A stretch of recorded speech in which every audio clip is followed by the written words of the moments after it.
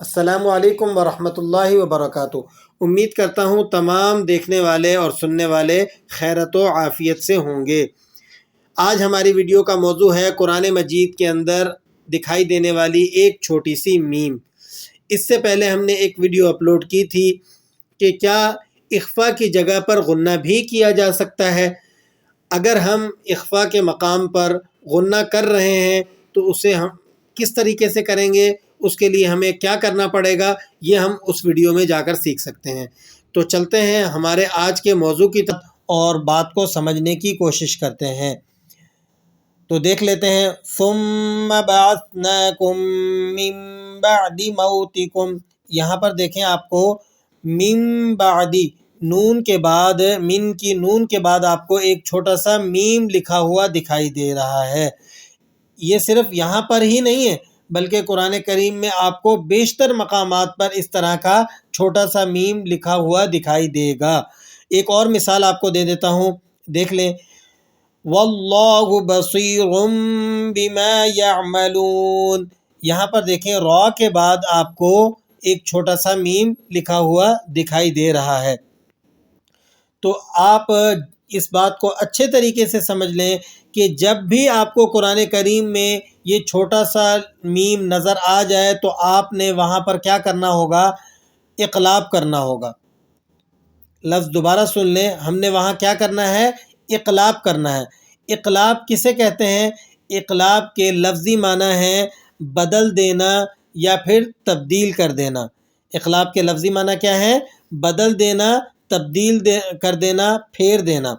اور اصطلاحی معنی اقلاب کے ہیں نون جزم والی کے بعد یا پھر تنوین کے بعد اگر لفظ با آ جائے وہاں میم کے ساتھ بدل کر پڑھا جاتا ہے۔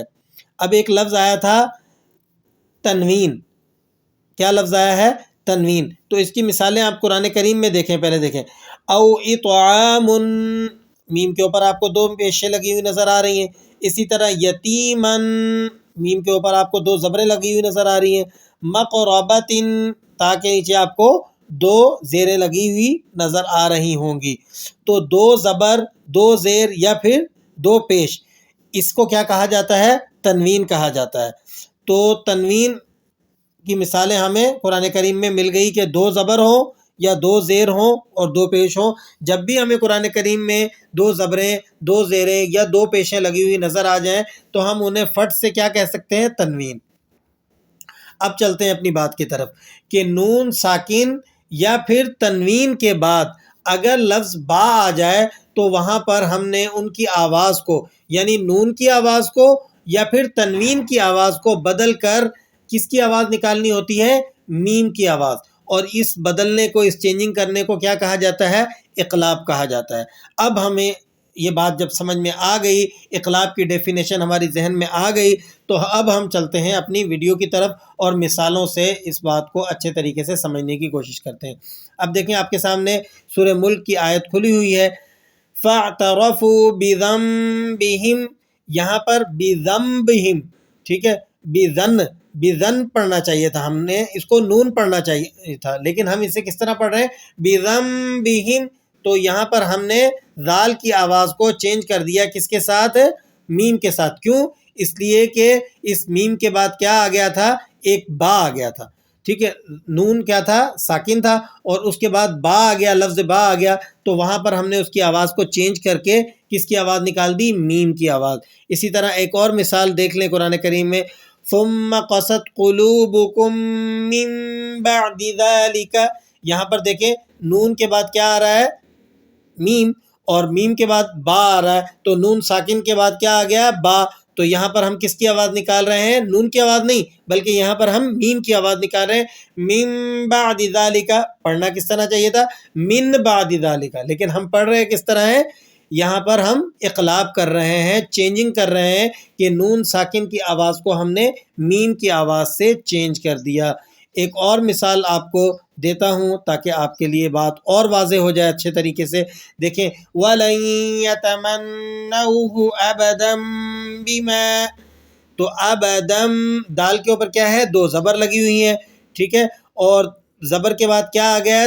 دو زبر، آپ کو میں نے پہلے ہی بتایا تھا، دو زبریں ہوں، دو زیریں یا دو پیشیں، یہ کیا کہلاتی ہیں؟ تنوین۔ اور تنوین کے بعد لفظ بیما کا با آ گیا ہے، تو یہاں پر ہم تنوین کی آواز کو کس سے بدل دیں گے؟ میم کی آواز سے اقلاب کر دیں گے، چینجنگ کر دیں گے، اور کس طرح پڑھیں گے؟ وَلَن يَتَمَنَّوْهُ أَبَدًا بِمَا أَبَدًا بِمَا، ٹھیک ہے؟ تو ابدن نہیں پڑھنا، آپ نے اس کو ابدن بما قدمت نہیں، بلکہ ہم نے اسے تنوین کی آواز کو اقلاب کر کے میم کی آواز کے ساتھ اس کو پڑھنا ہے، ابدم بما قدمت ایدیہم۔ اسی طرح اگلی آیت میں دیکھیں، اسی آیت کا دوسرا جو جز ہے اس میں اللہ تعالیٰ نے دو پیش والی تنوین کی مثال بھی ہمیں سمجھا دی کہ دیکھیں واللہ علیم بالظالمین، کہ میم کے اوپر تنوین تھی، دو پیش لگی ہوئی تھی، لیکن اس کے بعد با آ گیا، تو اب ہم نے یہاں پر چینجنگ کرنی ہے کہ تنوین کی آواز کو ہم نے میم کے ساتھ تبدیل کر کے پڑھنا ہے۔ کس طرح پڑھیں گے ہم؟ واللہ علیم بالظالمین، پڑھنا تو کس طرح چاہیے تھا؟ علیم بالظالم، لیکن ہم کس طرح پڑھ رہے ہیں؟ علیم بالظالمین، کہ یہاں پر وہی قاعدہ اپلائی ہو رہا ہے کہ جب تنوین کے بعد لفظ با آ جائے تو وہاں پر ہم نے چینجنگ کرنی ہوتی ہے، ہم نے چینج کر کے تنوین کی آواز کو میم کی آواز کے ساتھ پڑھنا ہوتا ہے، واللہ علیم بالظالمین۔ ایک اور مثال دیکھ لیں، زیادہ مثالیں دینے کی ضرورت اس لیے پیش آتی ہے تاکہ مثال سے انسان کے لیے بات سمجھنا اور اس کو سیکھنا اس کے لیے زیادہ آسان ہو جاتا ہے، تو مثالوں سے انسان پر بات اچھے طریقے سے واضح ہو جاتی ہے۔ ایک اور مثال آپ کے سامنے پیش کر رہا ہوں، اسے بھی دیکھ لیں، اِنَّهُ عَلِيمٌ بِذَاتِ الصُّدُورِ، تو پڑھنا کس طرح چاہیے تھا؟ علیمٌ بذات، علیمٌ، لیکن ہم کس طرح پڑھ رہے ہیں؟ علیم، کیونکہ میم کے بعد کیا ہے؟ بذات الصدور، بذات کا با آ گیا ہے، اور ہم نے پڑھا ہے کہ تنوین کے بعد جب لفظ با آ جائے تو وہاں پر ہم نے کیا کرنا ہوتا ہے؟